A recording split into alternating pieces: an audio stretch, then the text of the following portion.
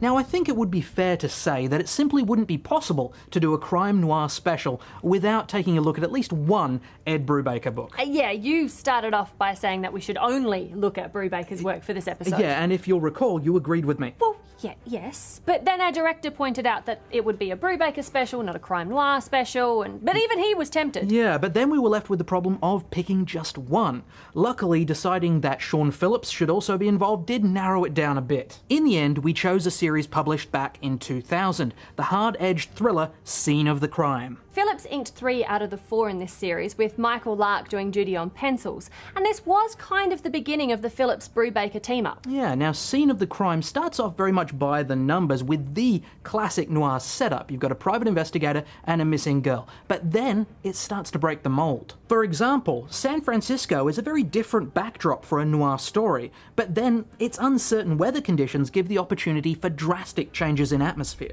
The protagonist is also a change from the usual disgraced police officer or former soldier back from the war. Jack Harriman is a young guy who more or less stumbled into the private detective business after drug abuse nearly cost him everything. He's not that great in a fight, and he doesn't even like holding guns. Not your standard gumshoe at all, especially when contrasted with his friend Steve, who much more closely resembles a traditional PI. But it's these twists on the formula that make Scene of the Crime such a great read, and brings a sense of reality to a well-used premise. Yeah, and every character in this book has that stamp of believability on them. From Jack's crime photographer Uncle Nut to the tortured innocence of the missing girl Maggie Jordan. It's a tragic story, beautifully told, as every noir tale should be. Yeah, you're absolutely right. And I mean, there's a kind of an honest conceit to the artwork, if that makes any sense. Yep.